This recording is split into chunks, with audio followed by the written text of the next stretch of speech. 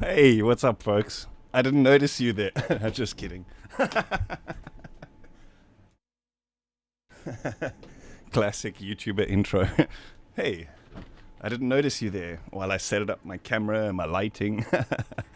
Anyway, how's everyone doing? Feels good to be back.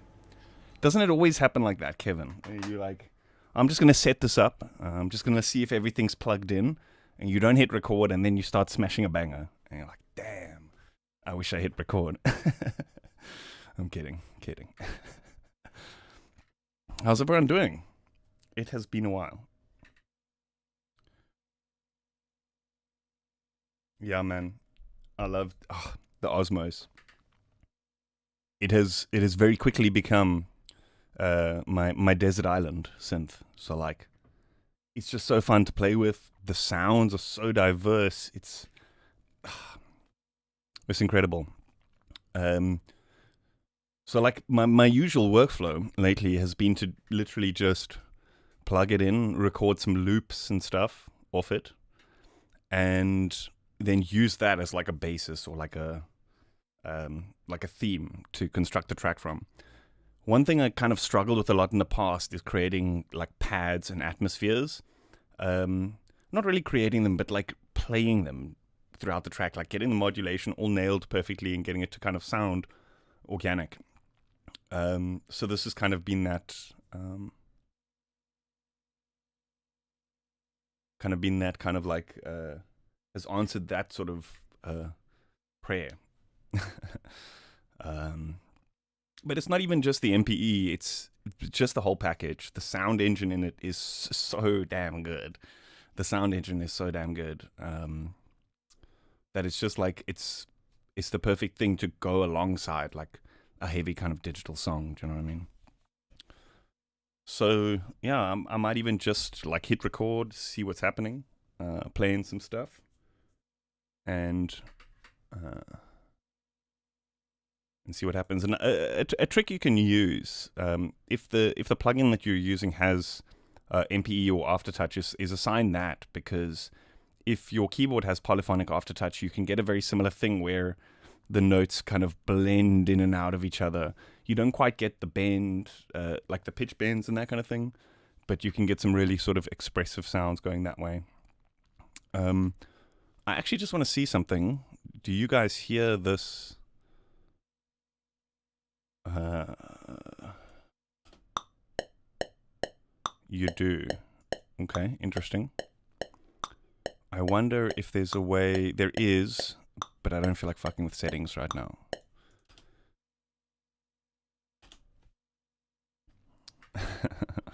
Yeah, let's just see what happens. Where was I? uh, we went to make an audio track, and there we go, Osmos. That was a really cool sound, hey, with those like high-end crackles. It's a factory preset on the synth. It's called After the Rain. I'm just gonna put it on here, but then I'm not gonna monitor this because both we are all listening to like the direct output, so I don't actually have to monitor inside the DAW. I think what we can do is kind of just lay in some, just like some basic pads. Play with like the aftertouch and velocity and stuff. Just lay in some basic pads, and then we can kind of come back. Excuse me. We can kind of come back and start maybe layering in a couple of leads and the percussive sounds on this thing. Holy moly! Like the percussive lead type of sounds. Really, really good stuff. Anyway.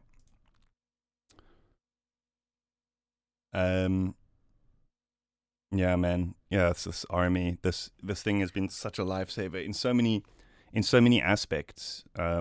Because I can route multiple loopbacks. So monitoring the raw audio is not hard for me to do, but to set up a system where you guys monitor this raw audio, the raw audio from my mic, and a loopback from the DAW, it's like three separate instances of a sound card, basically. But the RME software is so sick that you can kind of set up each input as its own sound card, kind of. So you can just route one audio to that sound card, link it up, another one, link it up, and then you just assign it in OBS as its own sound card. Very cool. Yeah, man, the keyboard isn't cheap. That's the thing. Is like I don't want to try to sell you on it. I don't want to make a whole track and say like this is the secret sauce. You have to get this kind of thing. But for inspiration and themes, it's just been such a cool lifesaver for me, because I was kind of in that stage where I'm getting really into the physical modeling and organic sounds, and I've got that sorted on the computer, right? All the instrument libraries and stuff at my disposal, like on the computer.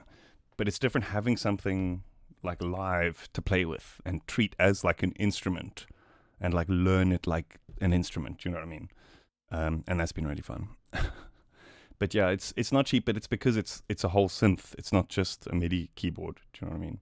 The Osmos I'm talking about now. So I actually just realized I quickly jumped between topics there. It might have been confusing for those who are like, what the hell is he talking about?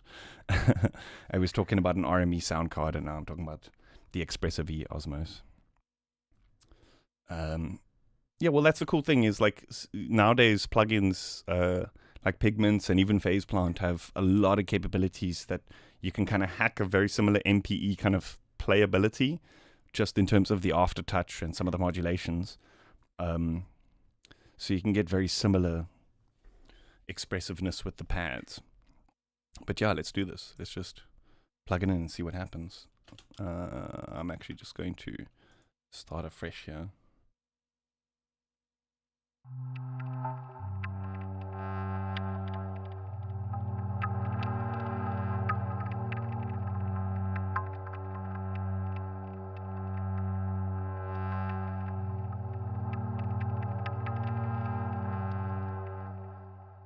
Yeah, I mean, it's totally, the value is definitely there.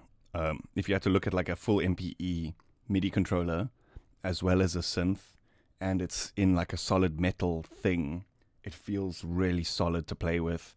The interface is really well designed. If you had to put all of those things together and buy them separately, it would be a lot more expensive. So, I mean, the value is definitely there, but it's one of those things which is just outside of the ballpark of being like, everyone needs it. You know what I mean? It's definitely a luxury item.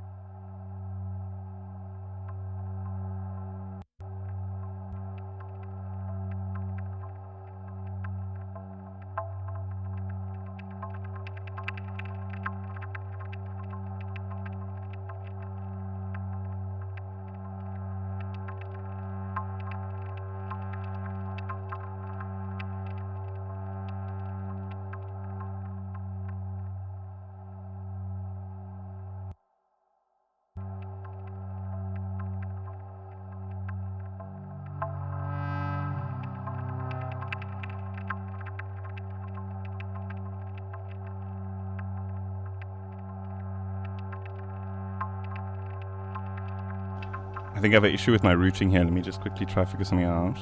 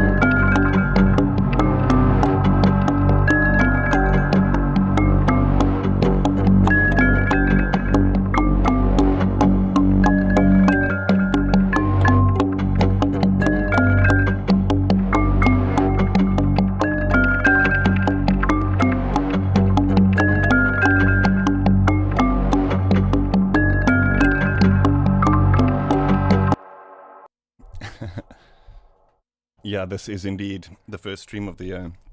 I took some time off, just to refresh the mind. Do you know what I mean?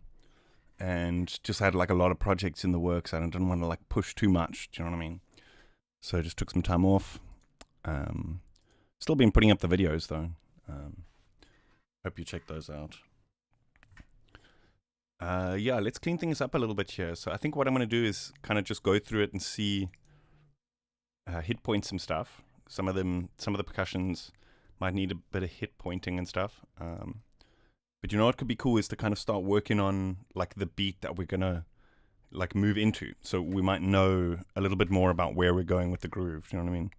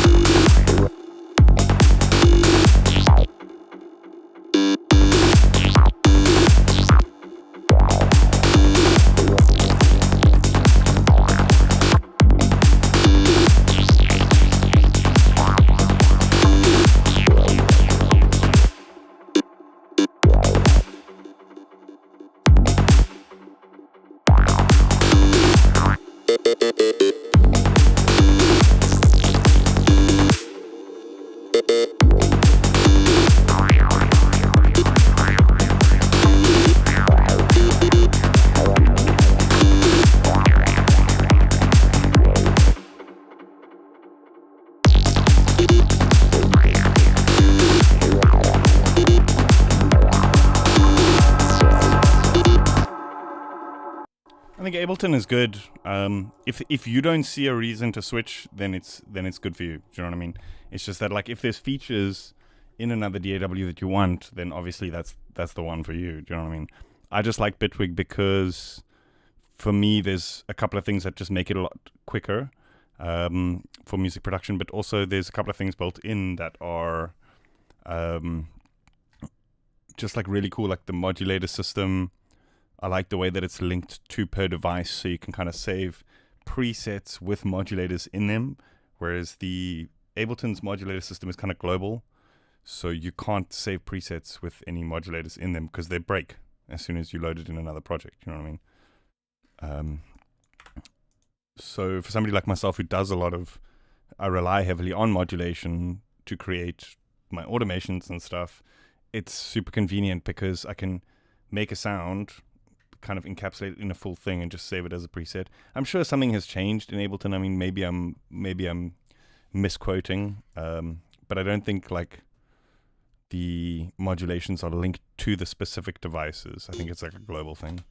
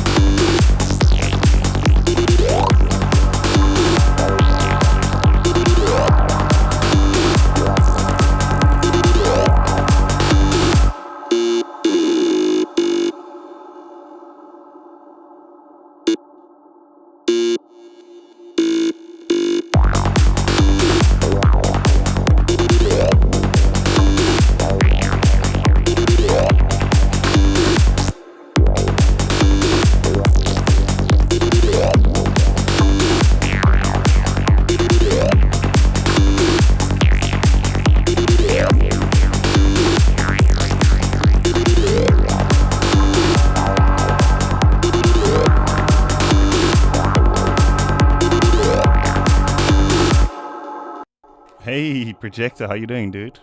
Been a while. The artist known as Love. Cool name.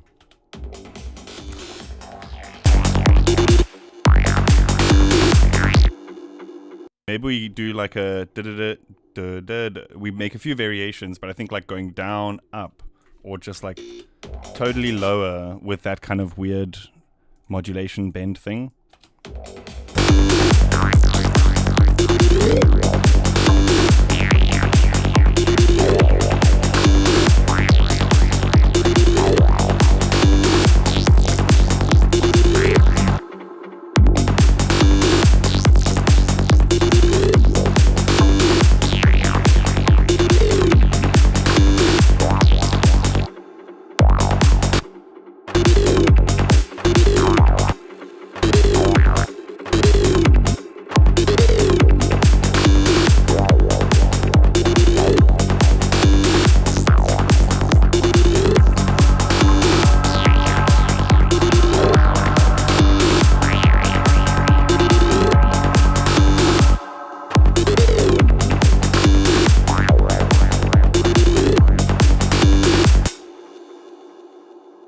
I think the thing happens a little bit too quickly, too frequently. So, classic. So, what I want to do is delete these two and just move this one here. Ooh, just that. It's pretty sweet.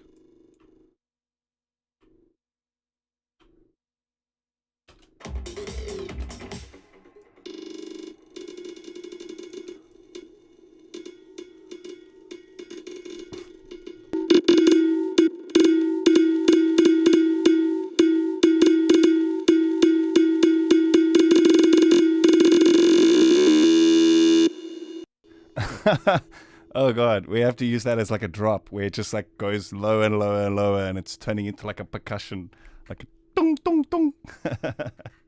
We got to use that.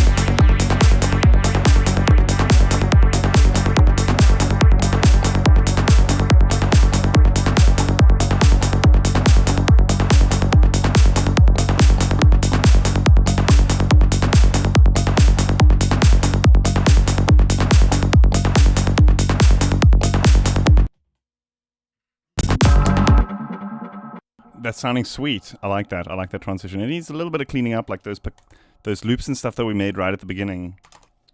We need to clean some of those up and stuff. I just need to take a quick 1 minute break. We don't have much to show here though, so let me just get this into a less of a state of disarray.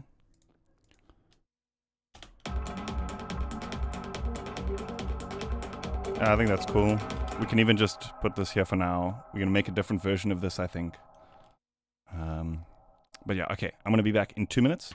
I'll let this loop for you folks. Whoa, we need to save it. 142G.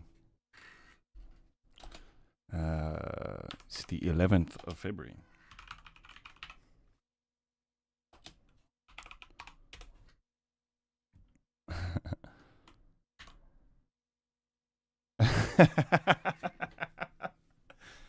Well, that's the thing. Is that something that I say often is like, or you remember at the beginning, I was saying like I took a break, or somebody asked if it's my first stream, 2025, and the cool thing about taking breaks and not just pushing and pushing and pushing is when you do jump back into it, it's like this flow of energy. Do you know what I mean?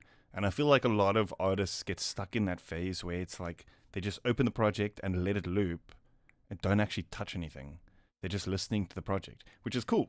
It's always good to like reflect on what you've done, but it's good to bounce it out of the project and not treat that listening as work time, because then what happens is you sit and sit and sit, and what happens then is artists end up doing more the same in 1 week as somebody who goes in it with a fresh perspective does in one session or whatever. So it's always good to like take a break and come back with a fresh perspective, because you end up having all these fresh ideas. And you know, when you're just pushing it and like just sort of pushing yourself to be creative, sometimes the ideas, they're good, but they're not with a different perspective. So it's hard to kind of just like run with it without stepping into your same old habits and that kind of thing. Do you know what I mean? Anyway, I'm going to take a 2 minute break and I will see you guys shortly. Yeah, this definitely needs to be fixed up. Listening to it now after listening to a kick that actually has a temp, like a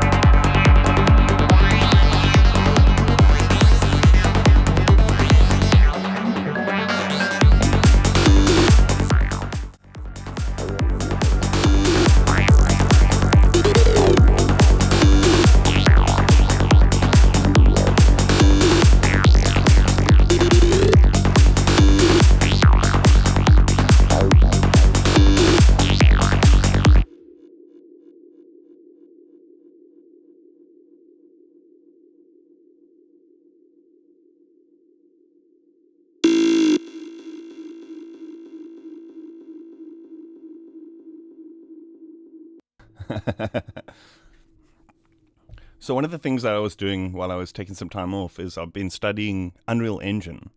So like a while back, I started studying Unity because I wanted to get more into like developing audio for games, and Unity was just like much simpler at the time, and it had this like whole other thing which you could like use with it, unknowing that and I've been completely unaware that like over the last few years Unreal has like introduced this completely modular audio system, which is mind-blowing. So yeah, I've been studying that. It's pretty insane what you can do. It's like a complete test style visuals kind of. I don't think so, because I think he uses quite like other level of stuff. Raise the mic volume. Okay, give me one sec.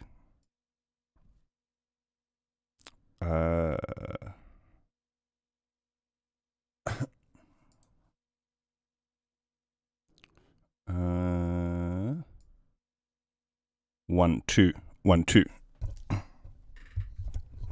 1 2 1 2. Is that better? 1 2. I just put it up by 3 dBs on the input, but now it's like, okay, cool. I can see it like hitting the limiter every now and then. So like, but I do have a limiter on, but I'm not sure. Sometimes it might, if it starts to crackle too much because I get too excited, just let me know, and then I can drop it down a little bit. Yeah. So anyway, Unreal Engine has this whole like completely modular synth and audio system built in, where you can actually manipulate parts of the audio stream via sort of cues from the game engine. And it's like a modular synth in terms of like you can have like a saw wave and have it playing a sequence, and it's crazy. So you can have like a synth patch that kind of changes modulation based on different things that happen, and man, it's so cool. So you can build like a interactive audio environment just within the thing. And the other cool thing is that because a lot of the audio cues are built around a 3-dimensional engine, you can place audio in the world and use location cues. So for example, like when you turn and look this way, it kind of pans the audio and stuff like that. Man, it's crazy. Does it tie to objects or events? It's its own whole. It's a separate audio, separate processing stream as far as I know. So it works kind of like a VST, and so it doesn't tank the performance of the game engine if you have all sorts of clocks and timers happening in your modular synth patch. So it's actually cool in that regard, in that a lot of developers have started using it because it's. I'm not too familiar with that kind of thing, but because it's on a separate kind of stream, it runs on the audio process as opposed to like on your GPU. You can get away with a lot of other stuff, more complex stuff, like timers and modulations and LFOs and that kind of stuff, without having to actually program it into the code. Does that make sense? Really cool. Anyway, so I'm completely sidetracked, but yeah, so I've been planning like some videos, like how to create like a synth patch and then have it like change depending on cues in the environment. Would you guys be keen on that kind of thing? Or is that too weird?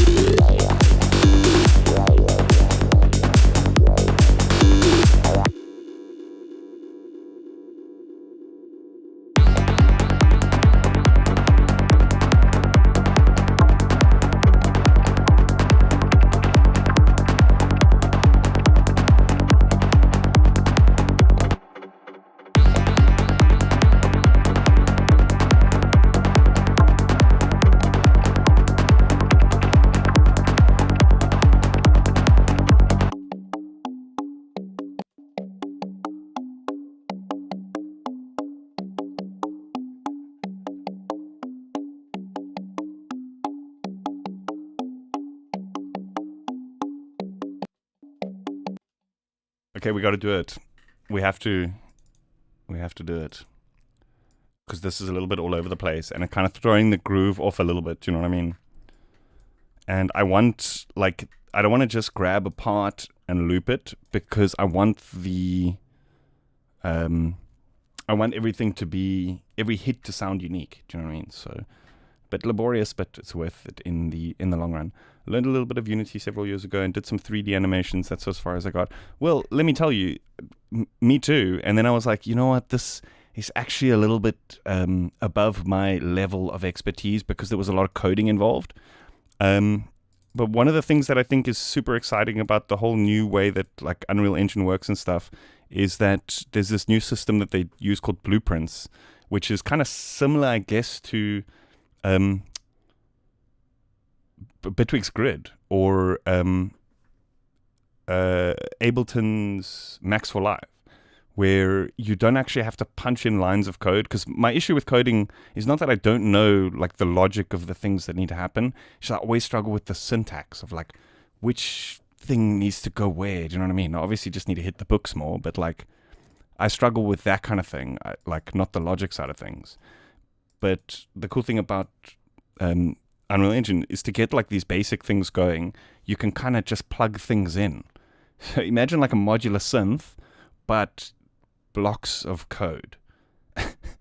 So it's like a function and you plug in variables and then, you know what I mean? Very cool. Very cool. So, where was I going with that? Oh yeah. So I find it much easier for somebody who's not actually planning on being, I don't plan on being a developer. I just want to learn how to implement audio into these environments, right? So for somebody like myself who doesn't plan to be a developer, the learning curve is so much less. Do you know what I mean? Yeah, man, I struggle with that, like the syntax of things, like where the dashes and the fucking brackets go and what type of bracket to use and all that. The easy stuff. Do you know what I mean?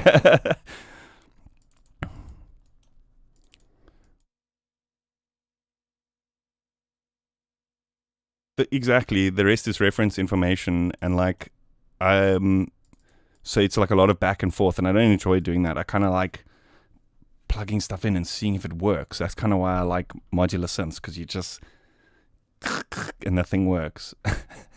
Kind of. I guess it's a bit different with code because you can just plug things in and blow something up, or you know what I mean, destroy somebody's computer. But like whatever, it's fun.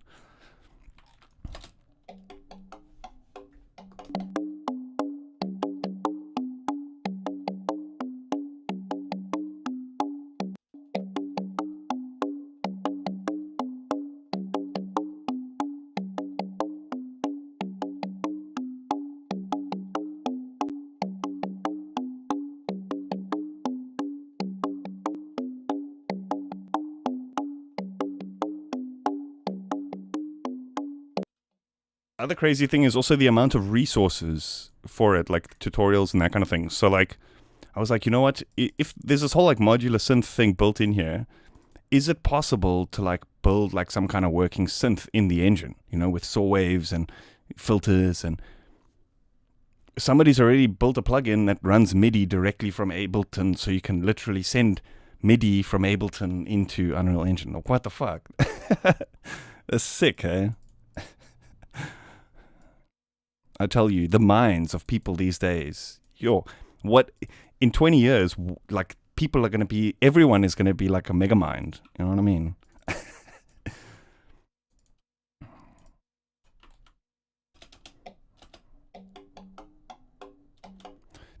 I even seen somebody made a plugin that has some kind of like thing where you punch in prompts and it creates the actual modular little thing for you. Obviously, it's limited, but like there's in terms of like I think I kind of always go back to the analogy of skateboarding. I think human beings are incredible. Like if somebody does something, I'm telling you, somebody will like do something a little bit better, and people will keep pushing themselves and keep pushing themselves. And then, you know, like when skateboarding was first like a thing, nobody thought of doing a 360 on a ramp. That was like, what? You know, it was all just like very basic stuff. And then somebody did a kickflip and people were like, what? And then somebody did a hard flip and then somebody did a 900. And it was like, human beings just keep kind of pushing themselves. And like, I think with stuff like the internet and people sharing information and knowledge, there's no bounds to like what people can come up with actually. Do you know what I mean? I'm blabbering.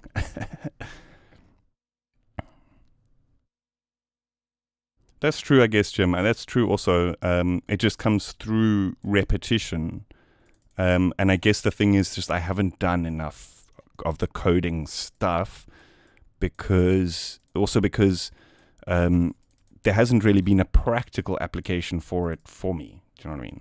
Now I'm like, okay, let me learn a bit about this audio stuff in the game stuff. Now there's a practical application, so it's easier for me to learn how the things work. Does that make sense? We're just going to do half of this. I think that's enough.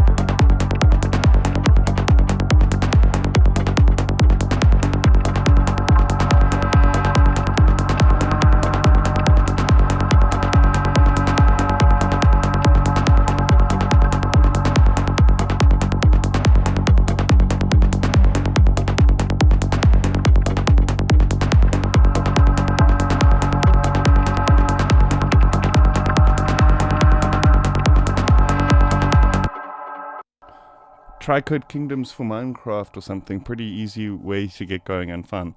So like my idea, my concept is to create systems which generate procedural audio environments. Actually, I shouldn't be giving the game away so early, because I'm not even sure if it's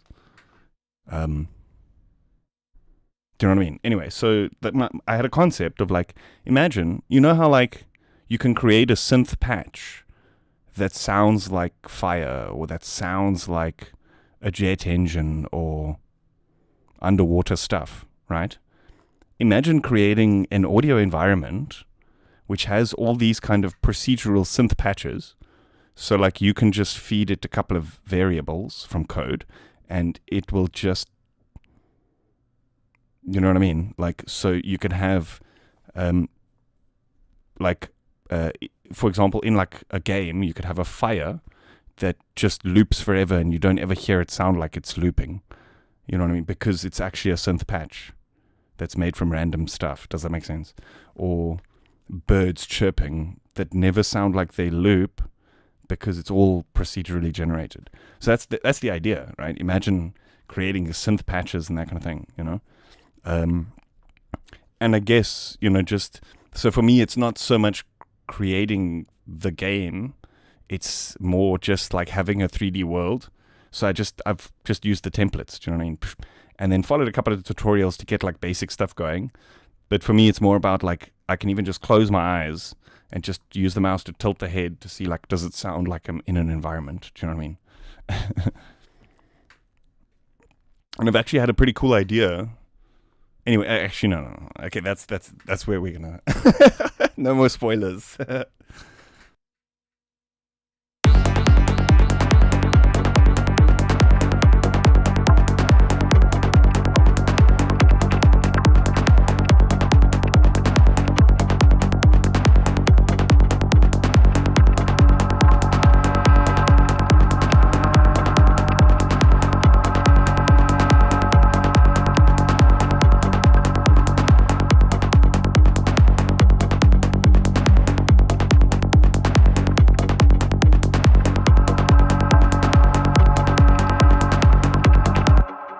Yeah, exactly that, Aquatic Boreal. Exactly that. Because I've also seen there's some crazy shit where I think Starfield had a bit of this in it, where there's like plugins where you can procedurally generate stuff. So be like, just randomly put 1,000 trees and 1,000 fish here and a thing there and some grass there, and it'll just like, not AI, but I guess a lot of people would sell it to you as AI, but it's just procedurally generated stuff.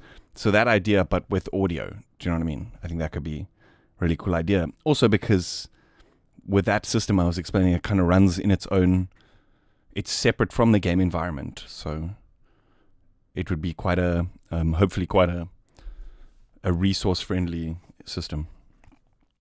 But yeah, it's just ideas for now. Hey, Zenlion. I've been thinking of changing things up a little bit, just because my schedule was changed up a little bit as well. I'm thinking of changing to Tuesdays, because it does mean that I can do a little bit later. Have I tried Pure Data? Yes, I have, actually. I have. Pure Data is really, really cool. And a lot of stuff, there's a lot of tutorials on Pure Data for really weird stuff that's kind of outside of the world of music. Which is a great resource for this kind of stuff, you know, sound design of environments and that kind of thing. That's the thing, is that the word AI has just replaced the word procedural going forward. You're right, basically. So, yeah. I see Cave Human, you're asking about live coding environments. So for me, it's not as much of a in terms of like live raw coding, like punching in text, because like I was explaining earlier, I often get tripped up on the syntax of things, like where the word must go, where the slash or the bracket must be, and that kind of thing. So live coding audio, making a mistake like that can create not so pleasant sounds. So it's not as appealing to me. But stuff like the grid, I really like, because you can kind of just like plug a thing in and see how it works. Do you know what I mean? And the Unreal system is kind of like this, in a sense, where you're putting in a function, you're sending it some data, and then you're getting an output which you can put into like another function, and then, do you know what I mean? So it's appealing, much more appealing than actually coding for me, because that's kind of my weak point in terms of that kind of thing. I wanted to get one of those Daisy Electrosmith things, but every single time I went, they were sold out. So I'm like, fuck. Pretty cool thing though.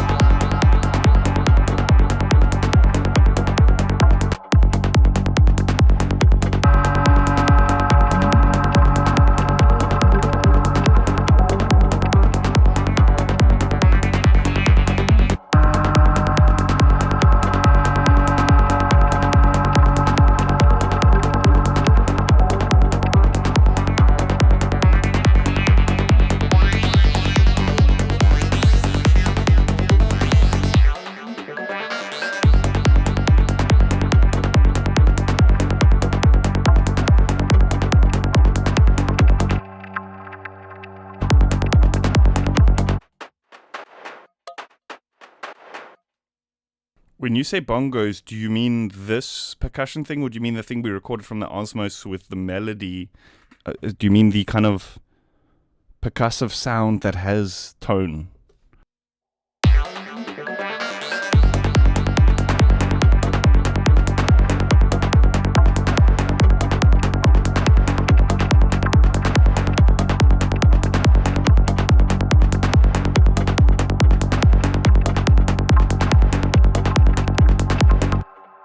How is that? How is that DeepSeek shit? Yes, sis. Oh, sorry, that local dialect. Damn, that's crazy. Crazy.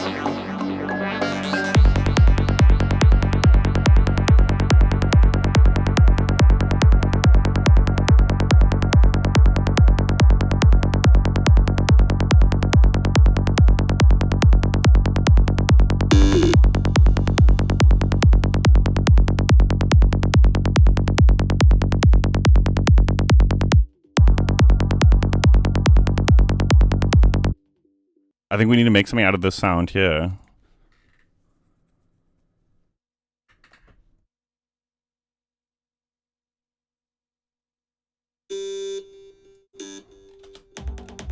Maybe we can do that thing that I was talking about where it pitches down. Yeah, let's try something like that. That could be interesting, I think.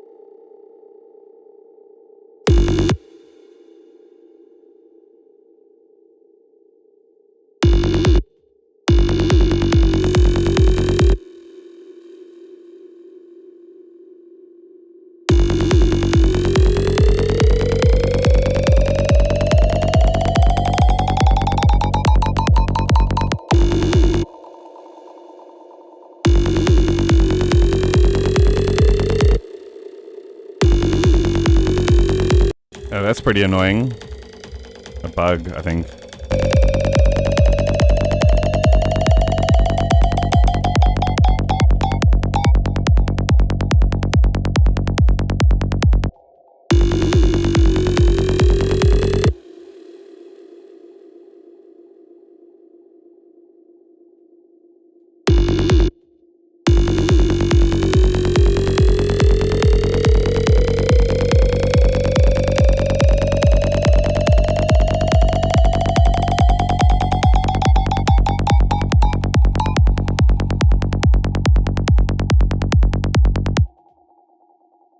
Just a bit above the point where it's hitting now. It's like, I guess the point where it kind of sounds like it's sort of at the same tempo, which is pretty cool. I'm going to try, see if we can nail that.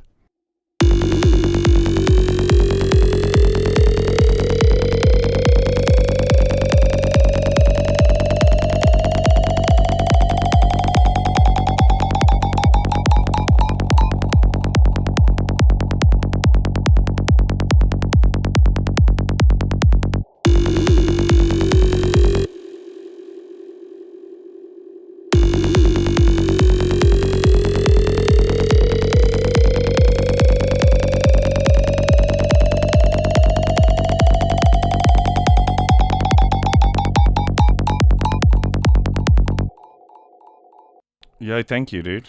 Thank you. Appreciate that.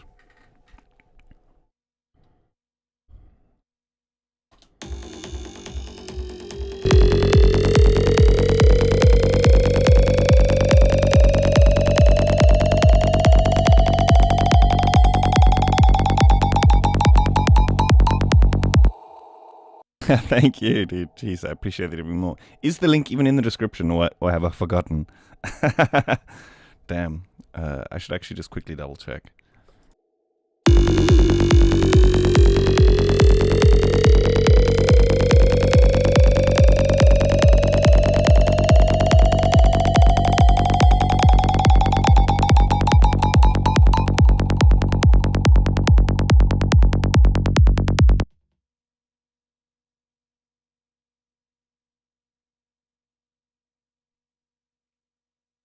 Let's actually go all the way, and then we can just time it. It was here, I think. We can just bounce it out as a sample. I think that'll be better. Yeah, I think that'll be better, yeah.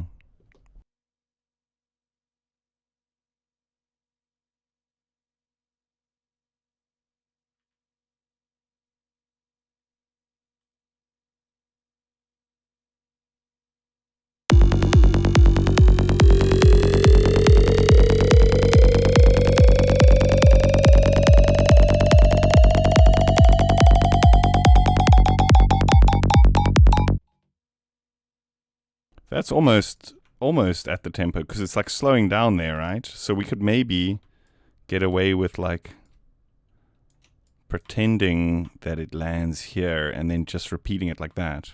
That could be fun.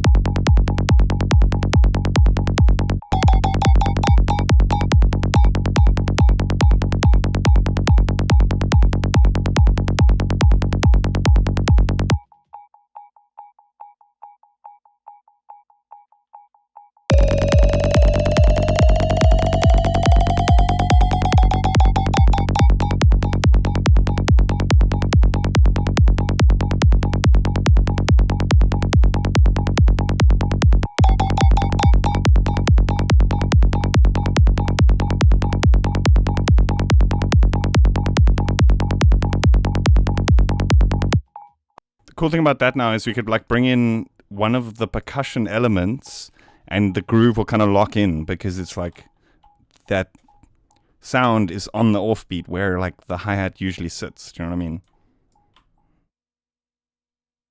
That could be cool.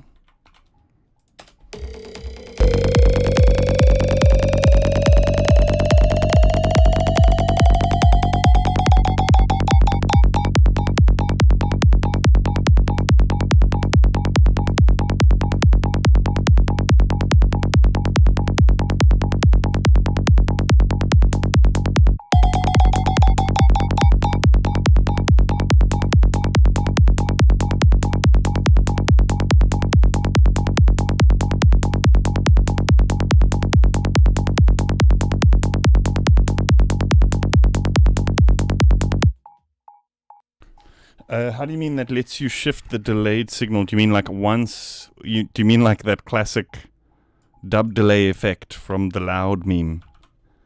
Do you mean that one? Because the Bitwig delay can do it.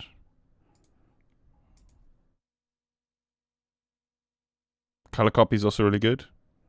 Thing with color copy is the offsets. Like to ping pong it, you kind of got to do a bit of work. So that's why I've been using the Bitwig delay, unless there's been an update or something that I don't know about. But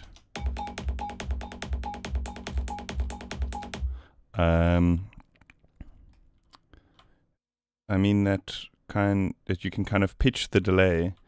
Yes. So actually, Bitwig's delay has got a couple of modes that it can work in. I don't know if you guys know this, because it's like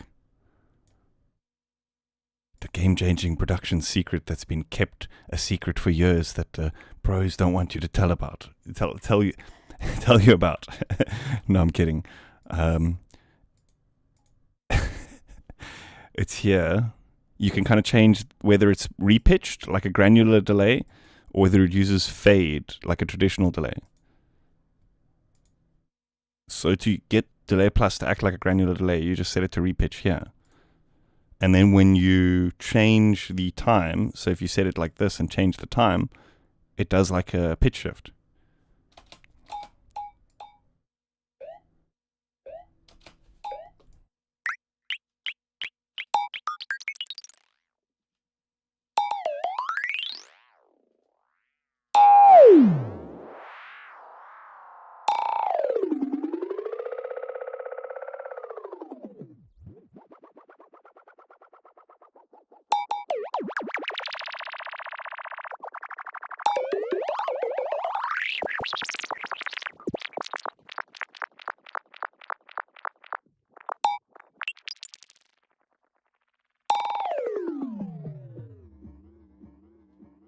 To be honest, I think this fade actually sounds so good. So traditionally, people do that because often delays have this kind of buzzing effect that happens when you modulate the time. But with the fade, it sounds pretty good. So like, I usually just do it that way.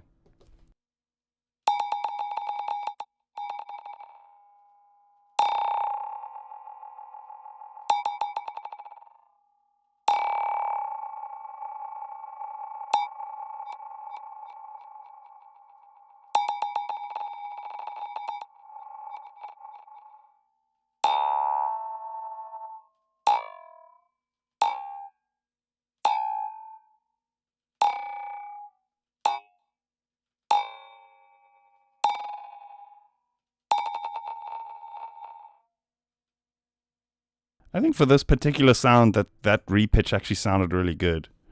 It kind of gave it like a record scratching kind of effect. I'm on Logic. Their reverb sucks, but there are plenty of plugins for that. Yeah, absolutely. I mean, there's so many good third-party reverbs anyway. Some of them are free, like Valhalla Supermassive. That's the main reverb I'm using. It's so good and it's free.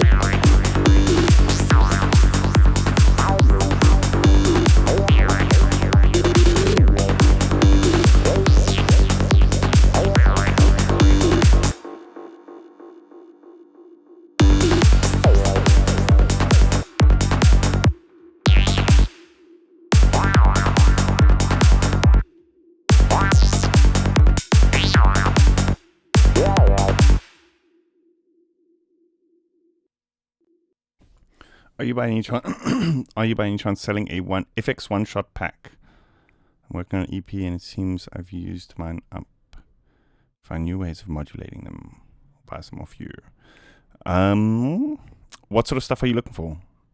Like, are you looking for presets for synths, or are you looking for samples? Because in terms of samples, I don't have any one-shot sound effects type of stuff. The only samples I really have that I've put out packs for are the drum pack. Then I've got those granular sources, the wavetables, but those aren't really samples, so to speak.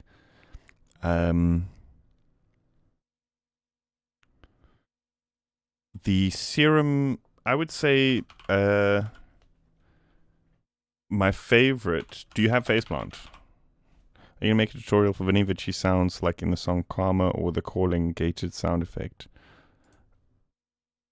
Wait a sec. Didn't you post something just the other day and I was like, that it's this? Was that you or is that somebody else? Sorry, like I've blanked now who that was, but I remember a comment the other day about that. About the Vinny Vici gated sounds. Was that you? Same. Because that's not really, it's not a synth sound, so I can't really do a tutorial on how to make it. It's a sample with a bit crush on it. And so the idea is just find the right sample. Oh, sorry, Marcel, I'm talking to the guy just above you. But for you, I would say my favorite way of doing this kind of thing is actually in Faceplant, or I would say the best resource, because here with this pack, I've got a lot of that kind of stuff, but it's synth presets. So you can kind of change them how you want them. Let me show you a couple of these because they're pretty sweet. Like this percussion fill generator kind of thing. I think it's similar to the kind of thing that you're looking for, but it's a synth preset. You know what I mean? So you can kind of change it a bit how you want it and that kind of thing. Okay, Saeem, I'll show you a quick little thing. Stick around for a few minutes. I gotta run and get a refill of water.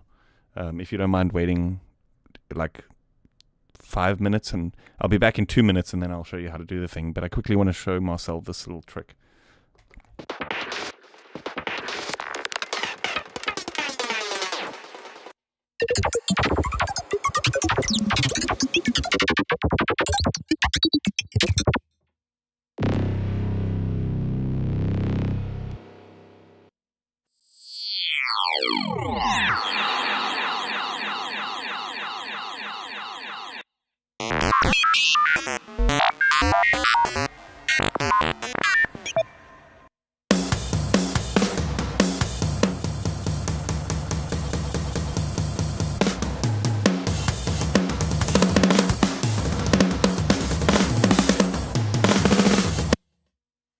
I forgot about this one.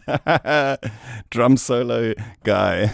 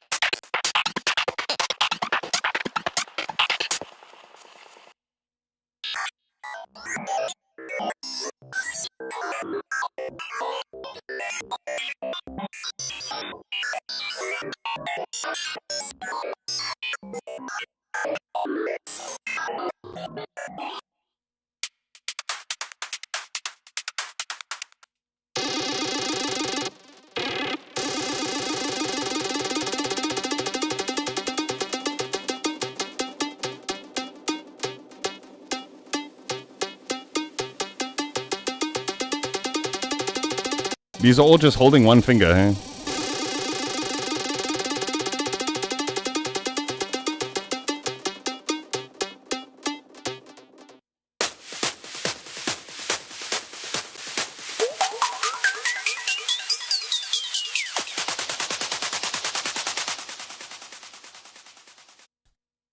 So there's that kind of stuff. which I prefer doing that kind of thing because it's less noticeable. You know, like a sample that's overused, it's like, oh, there's that same drum roll again, or that same thing again. But when you supply somebody with a preset, it's almost always going to sound different because of the different key that it's pressed on and that kind of thing. So I would say for that kind of thing that you're looking for, sound effects, one-shots, that kind of thing, the best resource that I have to offer is in that phase plant pack. Because of the modulations, you can get such crazy stuff in phase plant. It is one of the best synths, so that's why I chose to go extra with those kind of things there. Anyway, okay, so I'm going to be right back in 2 minutes. Let me loop this for you folks, and then I'll explain I'll do a quick vocal gated thing that Saim is asking about. I think it's that technique, but I'll be back just now, shortly.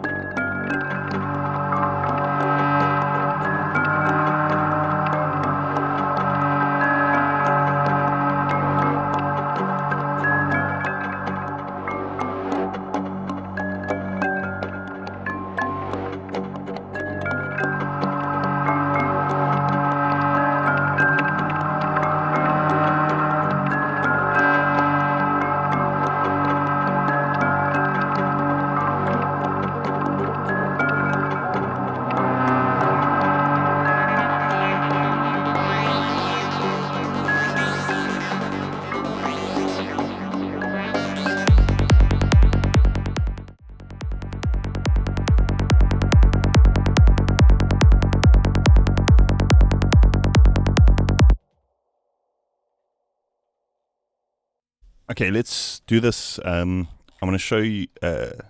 Saim, that's your name, right? That's how I'm pronouncing it correct. Is that right? I want to talk a little bit about that sound that you were asking about, the Vinny Vici thing.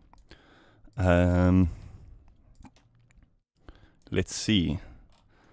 I'm going to just put the kick and bass here into a new loop.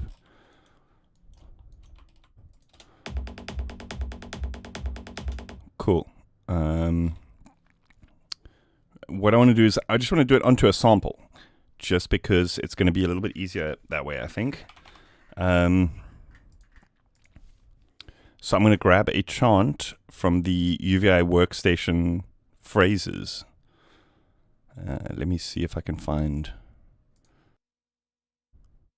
vocal phrase G. This should work.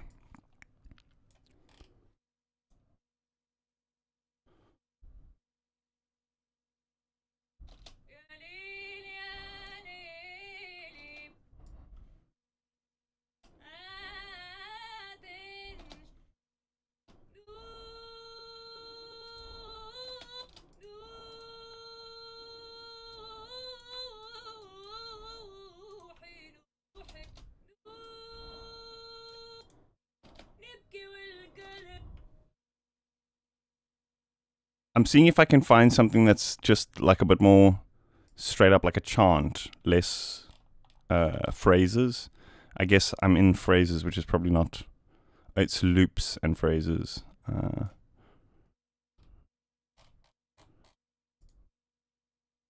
Long. I've only got C, but that can work as well.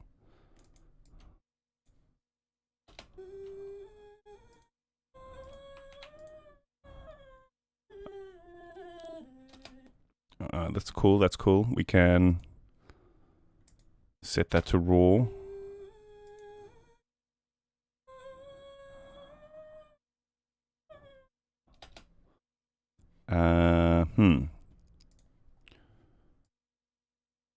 Let's pop this into a sampler.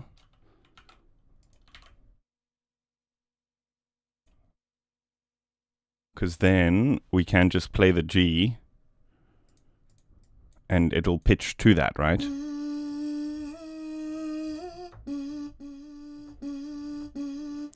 On the sampler, I'm going to give it a little bit of attack. Just so that we have just a single hit here like that. Yeah, like that's cool, that's cool.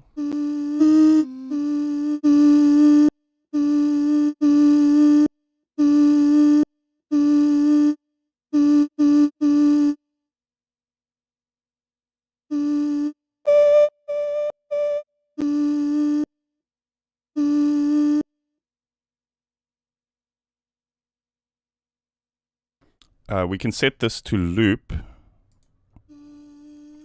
And we can choose like loop points.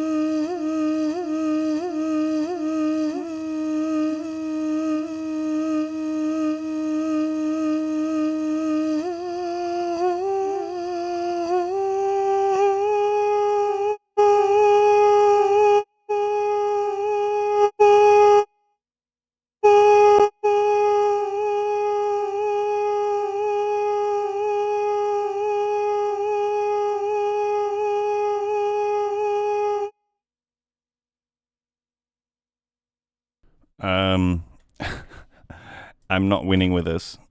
What I'm going to actually do, which will be a bit easier just to get a solid chant. I'm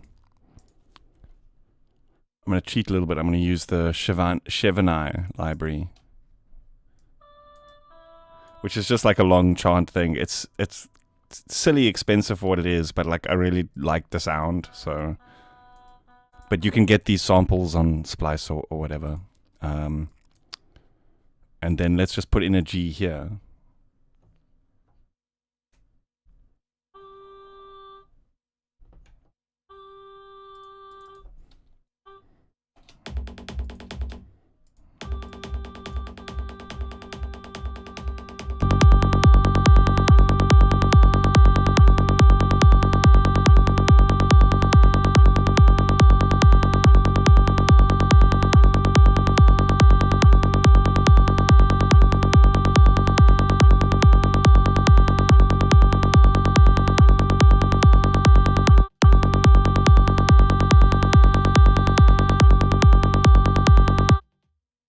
Pretty much, like I'm not, like we're not going to get the exact same one, but we're going to get somewhere very close.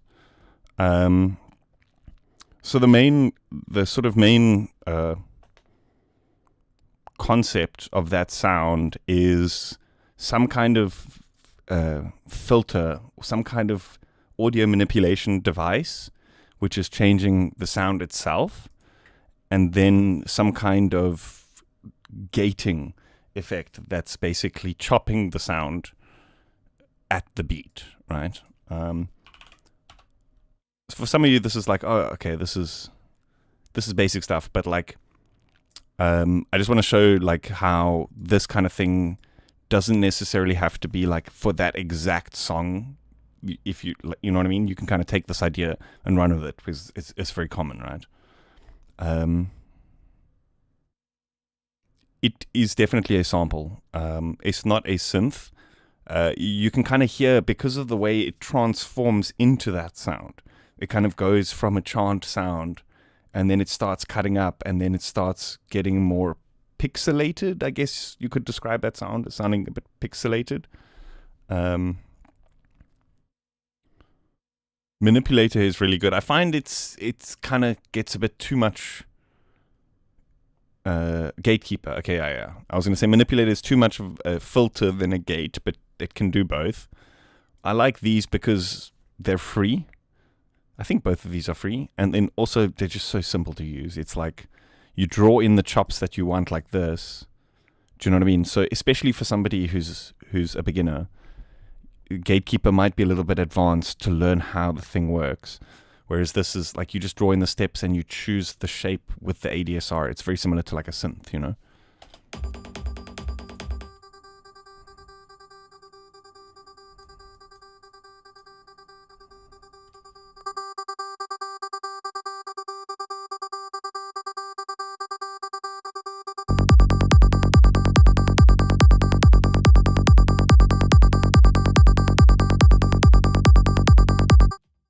So the first thing is getting the rhythm right. That sounds pretty good. I like that. Then the next thing is like getting that modulation to kind of sound like you want it, you know. Usually a bit crusher is not. Usually a bit crusher doesn't get you all the way there, but it gets you close. I like to combine usually a filter and a bit crusher. Sometimes something like a pitch shift before can also be pretty cool, because then you kind of like making the sound deeper and then modulating it.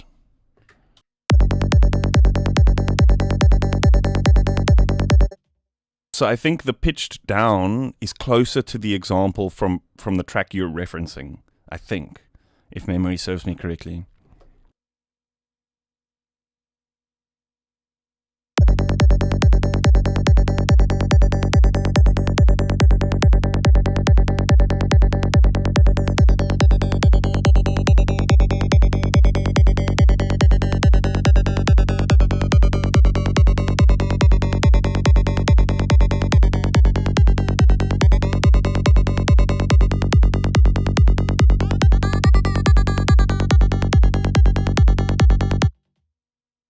So I like to combine Yeah, it's similar because I'm pretty sure that it's some kind of bit crush effect that they used.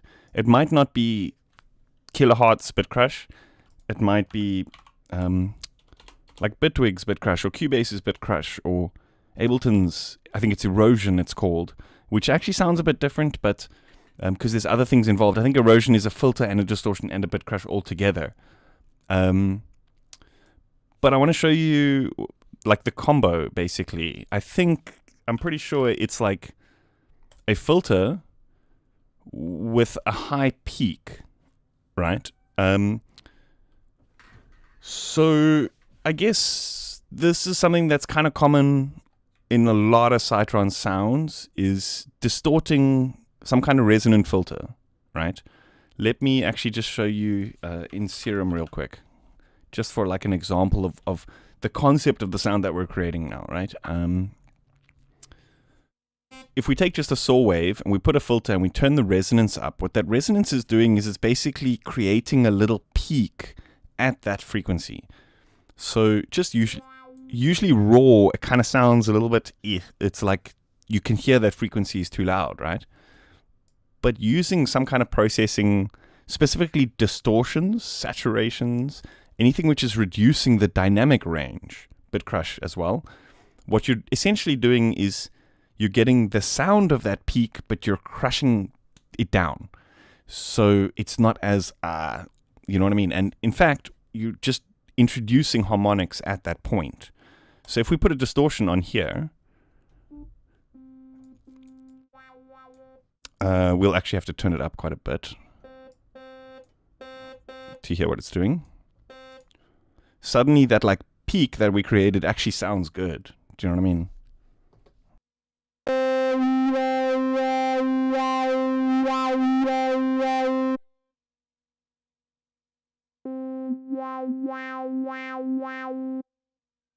Do you see? Without the distortion, it's like that frequency is very pronounced, but then with the distortion, the frequency is creating some kind of nice effect in that range. I guess that's the best way I can explain it, right?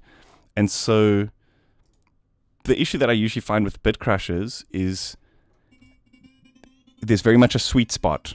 You get to the point where it's like, oh, this sounds cool. When you modulate it too much one way, it stops sounding cool, and too much another way, it stops sounding cool as well. So putting a filter before it and turning the resonance up can be a nice way of adding an extra little bit of movement in the sound. Do you know what I mean? I think specifically low pass filters, because a bit crush is kind of crushing down the high frequencies.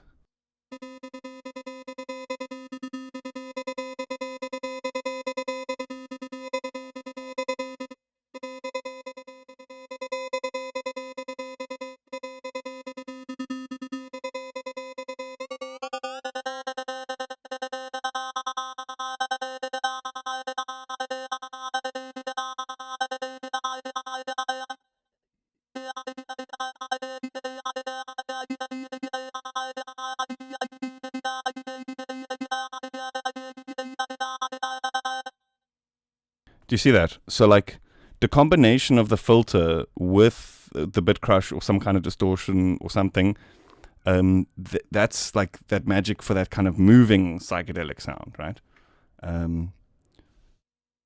So what I want to do now is I actually just want to remove all of these, and then I want to show you something called Snap Heap, which is made by Kilohertz. It's the company that makes those two of those plugins that I just showed you, right?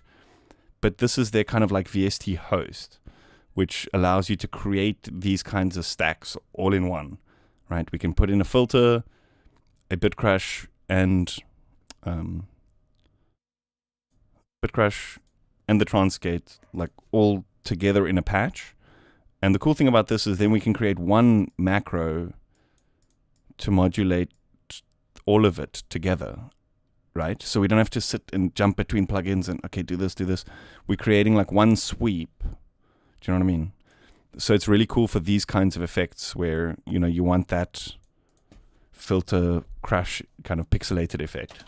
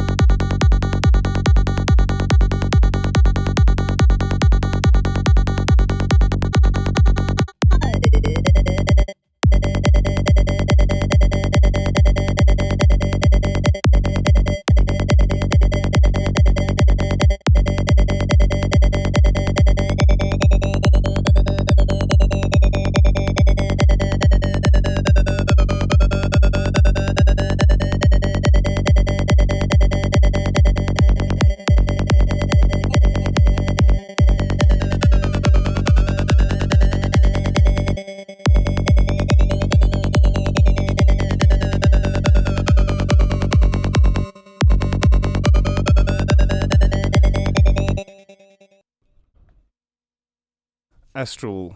I honestly have Snap but don't have the premium kilohertz plugins, so I tend not to use it. I find that it's so much more useful because of the bank of free plugins. That's mainly why I use it. I find their premium stuff is so good it can kind of stand on its own. Hey, Alexandre, how you doing, dude? Maybe you want to keep the frequency high and reduce the quantization instead. That's also a good idea. Because then we're actually, instead of crushing down the frequencies, we're crushing down the dynamic range, I believe.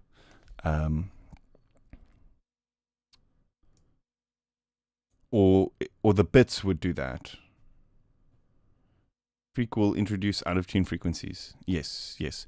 But the thing is, with that particular sound, it is like there's this vocal, and you can kind of hear that, like a harmonic kind of going up that's creating a riser.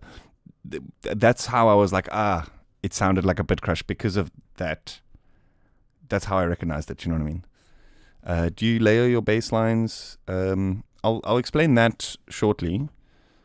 But I would say if you're a beginner, don't bother with layering your bass lines, because the idea of layering is a little bit convoluted. So what I do is I kind of layer specific frequencies as opposed to layering layers of sounds. I don't know how to explain it. But I'll show you the bass patch that I use mostly.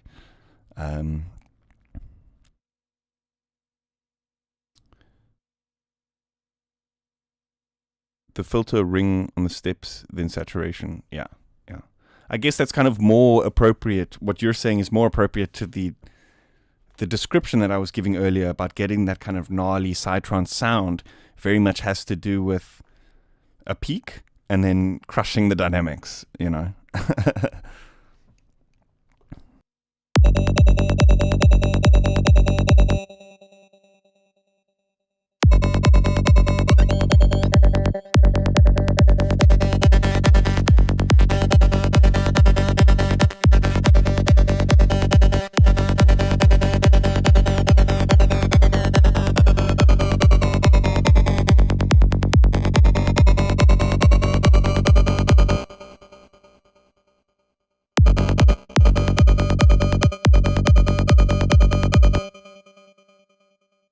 Wait a sec, when was the update? The thing is, sometimes I'm like behind on updates because, I mean, as you can see, I'm a little bit behind on the Bitwig update. I think I'm not the one that has, I'm not the latest one. But it's also because a lot of the time I have another version. Do you know what I mean? So specifically with Snapheap, I have like a beta version which is more up to date. So I sometimes forget to have like the final release version on. But yeah, it's 2.3.1 is the latest, and I'm at 2.3.0, and it's just some fixes, and I didn't really have bugs, so it should be fine. But it happens, folks. It happens.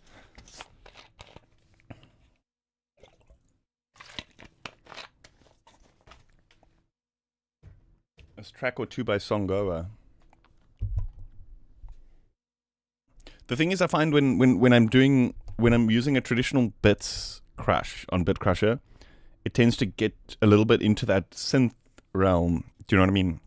So I think here, the particular effect we're looking for is just a bit of the reduction of the bits, just a bit, but then mainly the modulation is happening on the filter and the frequency shift, because it still has that kind of gnarly, almost digital saturation type of effect, you know.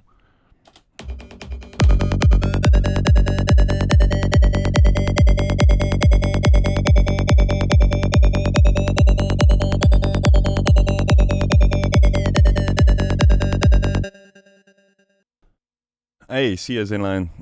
I'll see you next Tuesday. I'm not sure if Tuesday will be the day, but I will announce it in the group, in the Discord. If you are wanting to do triplets, Saim, you asked about triplets earlier. You can just set this to 1/6T and then choose something that's a division. I mean, you don't have to always this way. It'll loop better if it's a division of 3, so like 12.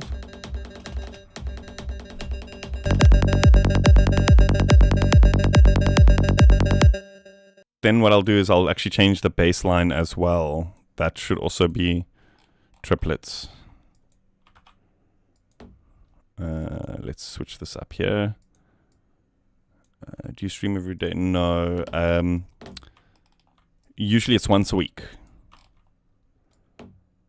I feel like the streaming every day stuff, it's cool, but like if you're actually doing creative things, you end up burning the candle at both ends, if that makes sense.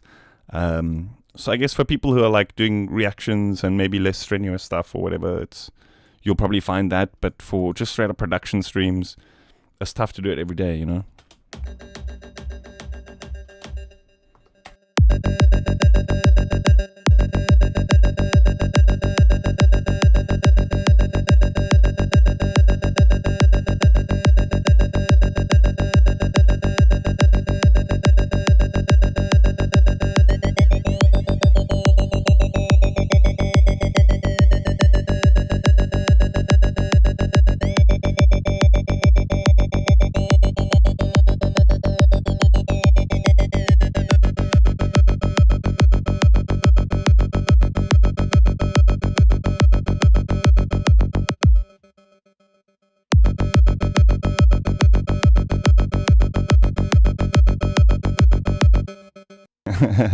I'm impartial. I'm on the fence. I don't hate them as much as it seems like a lot of other people do.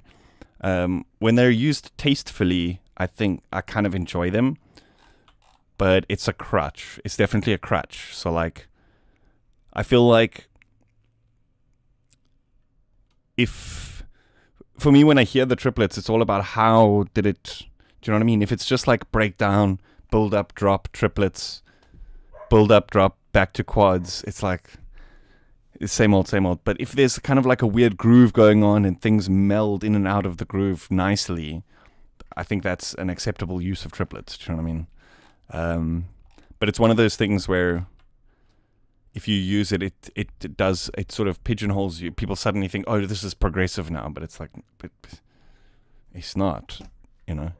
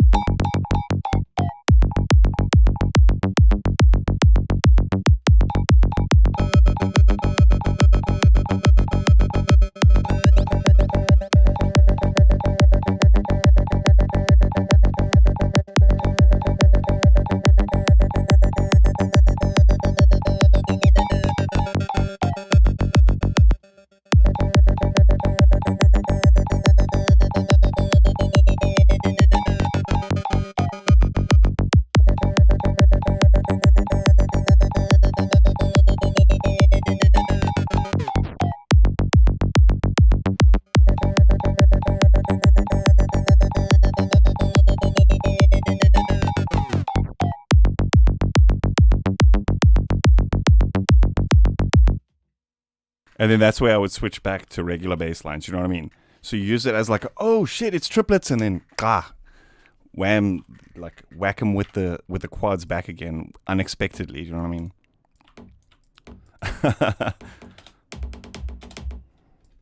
But then what could be cool is to like keep that melody that we had, right? Those notes. So this one goes here, and then like that.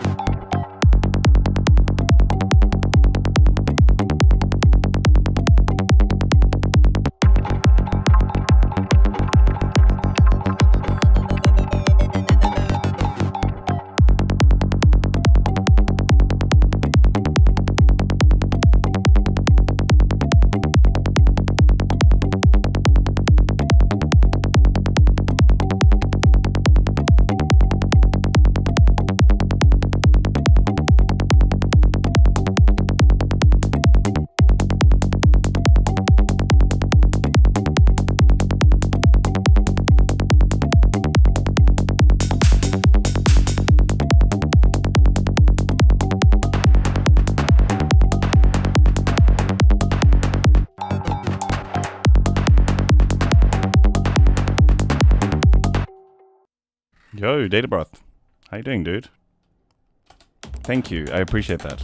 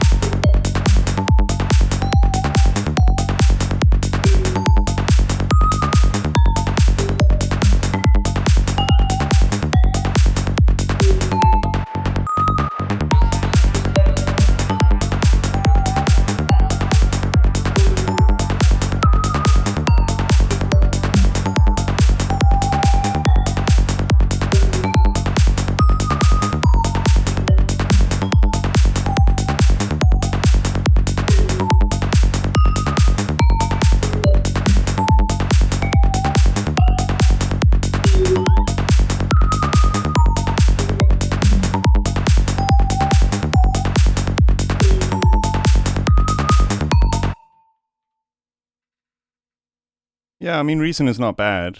I would just say like there's a lot of stuff that still needs a bit of updating. I would say if it's gonna compare to like some of the more modern stuff. Some of their instruments are pretty good, and like the Reason works as a DAW. So there's nothing you're holding. It works as a VST inside your DAW. Did I say that correctly?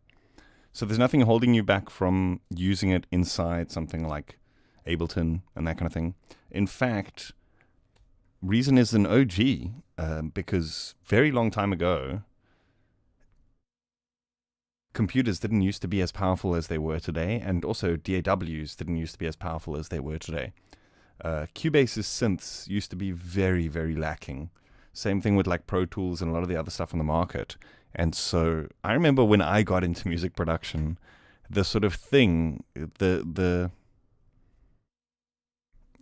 workflow was to have Reason and Cubase, or Reason and Pro Tools, and you would create your sounds in Reason, record them into Cubase, and then arrange it there. Do you know what I mean?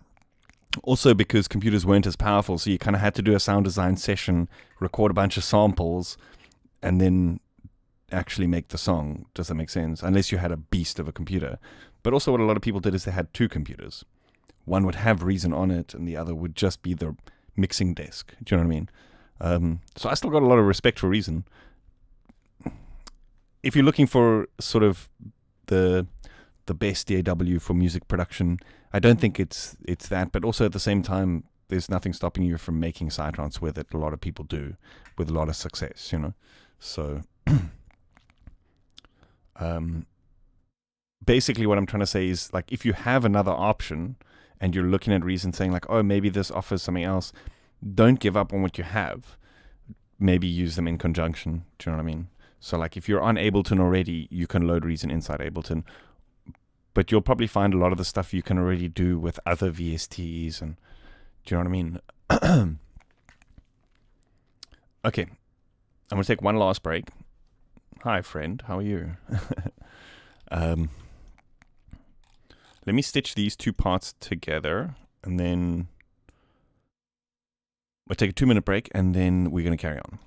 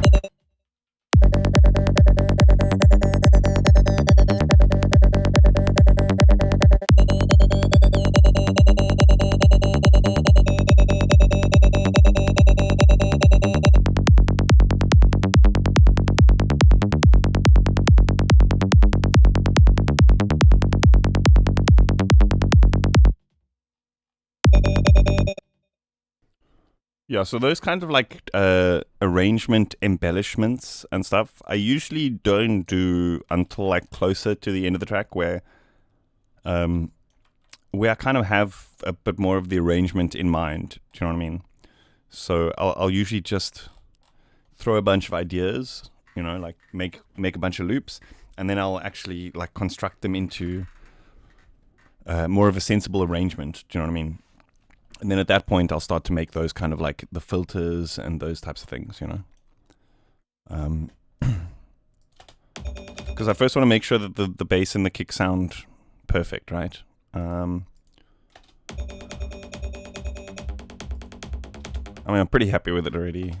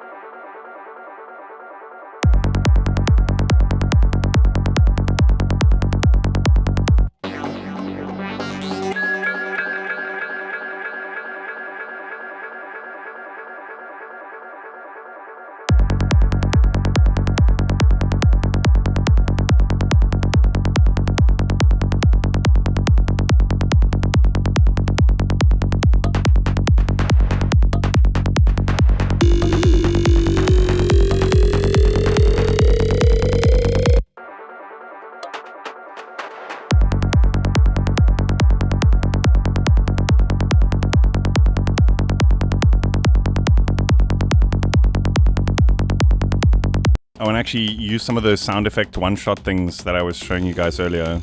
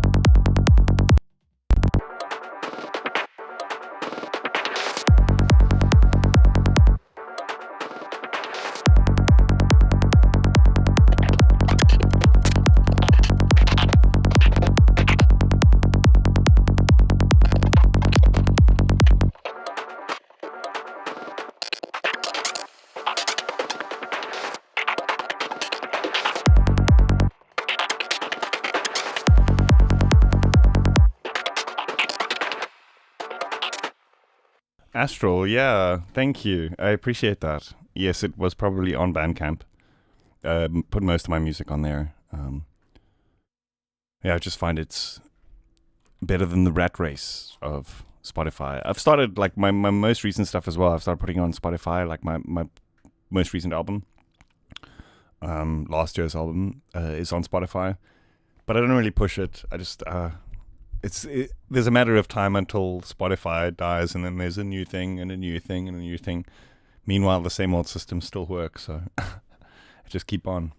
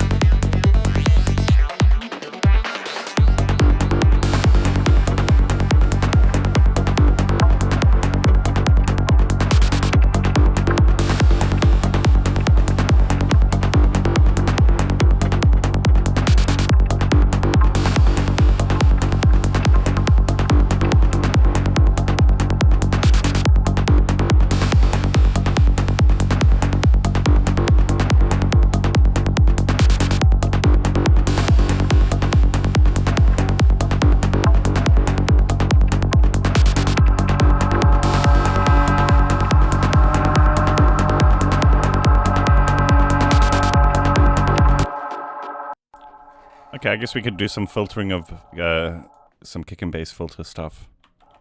Because I may want to do something here, like when this kicks in. I think like a high pass filter thing could be pretty cool. But then also we want to put that in the beginning. Then like the breakdown as well. Let's maybe start it here.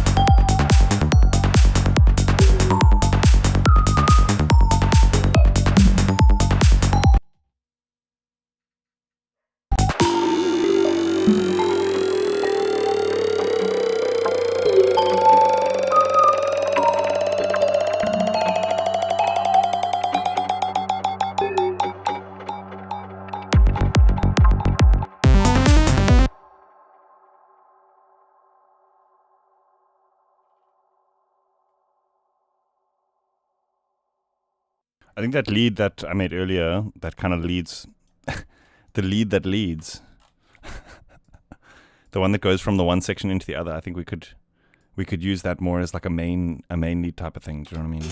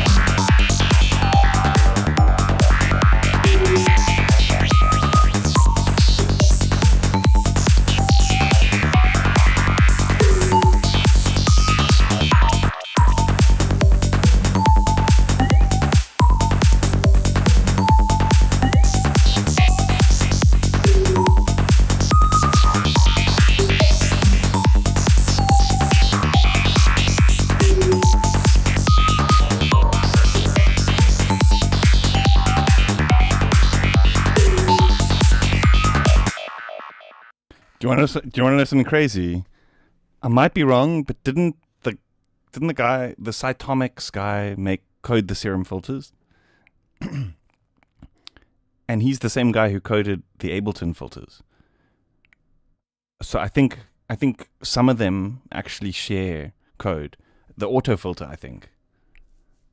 I might be wrong. There's something like that where there's like this link where something in Serum was coded by the guy who coded something in Ableton, and I'm pretty sure it's the filters. And I should remember the guy's name, but it's the guy who makes Cytomic, the drop, the scream, and then he did a bunch of stuff for Ableton as well. I think Dave Gamble, DMG, is doing Serum 2 filters, and that's the guy who made Equilibrium, I think. So that's going to be freaking sick.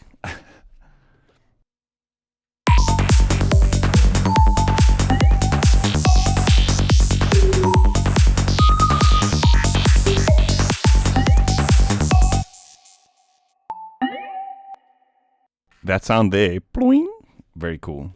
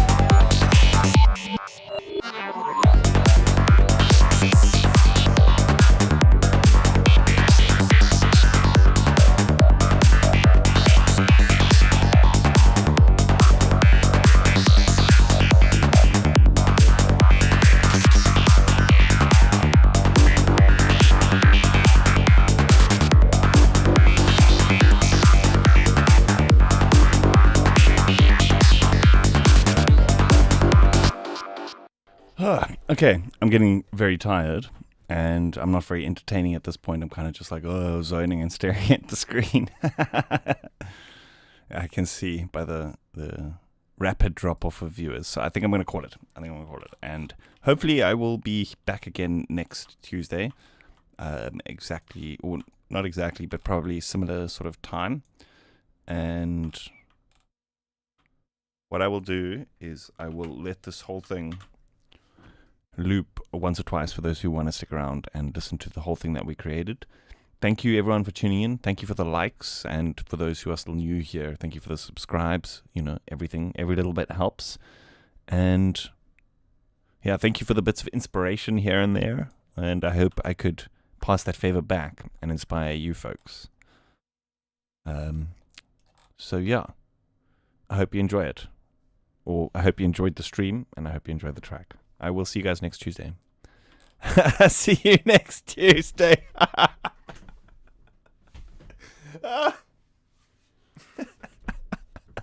Anyway.